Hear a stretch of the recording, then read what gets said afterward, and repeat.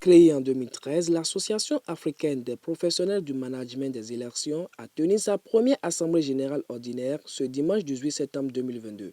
C'est ici le lieu de remercier celles et ceux qui ont inlassablement travaillé à l'aboutissement de cette initiative.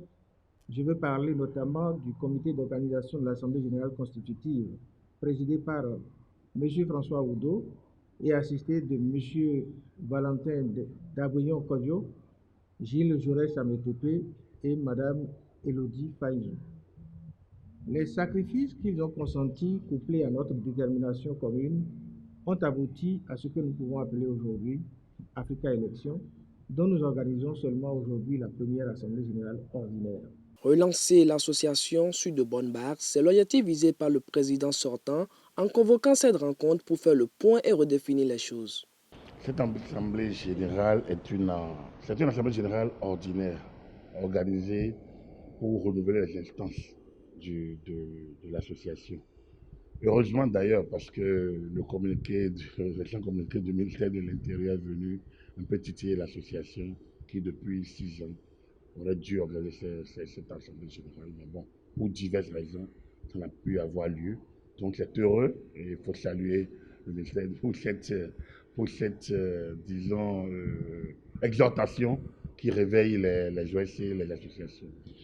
Donc il est question donc de faire le bilan de 9 années d'existence d'Africa Élections et donc de renouveler les instances et de jeter des balises pour de meilleures perspectives. Les membres ont exprimé leur satisfaction par rapport au bilan présenté par le bureau sortant, ce qui est gage d'un avenir meilleur pour l'association. Ils invitent le nouveau bureau et surtout son président à poursuivre les œuvres de son prédécesseur pour de meilleures perspectives. Nous sommes très satisfaits, autant que nous sommes, tous les membres, on est satisfaits du bilan et du bureau sortant qui a quand même fait un travail acceptable.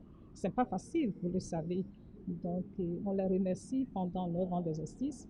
Nous avons adopté les rapports et nous sommes prêts à remettre notre association sur les rails pour nous faire connaître sur l'échiquier national et international, surtout sur le plan continental. Cette Assemblée générale se tient avec un défi commun à tous les membres, c'est-à-dire de prendre des dispositions à partir de maintenant, en nous inspirant de l'expérience que nous avons eue, du parcours que nous avons eu, prendre des dispositions pour que nous travaillions à raffermir les bases de l'association. Nous travaillons à la soie véritablement parce qu'il faut avouer que nous n'avons pas pu atteindre tous les objectifs qui ont été fixés au mandat qui est en train de finir et tirant leçon donc de la manière dont les choses se sont passées et avec les ambitions que nous avons désormais. Le niveau, nous voulons amener cette association, nous allons prendre des dispositions pour que le prochain mandat qui va démarrer à partir de ce jour fasse mieux que le mandat sortant. Cela va de soi, de toute façon, fasse mieux et que pour les objectifs à l'interne, c'est-à-dire qu'impacter davantage les processus électoraux dans notre pays. Nous avons fait un parcours sur ce plan-là. Vous étiez là tout à l'heure, vous avez suivi.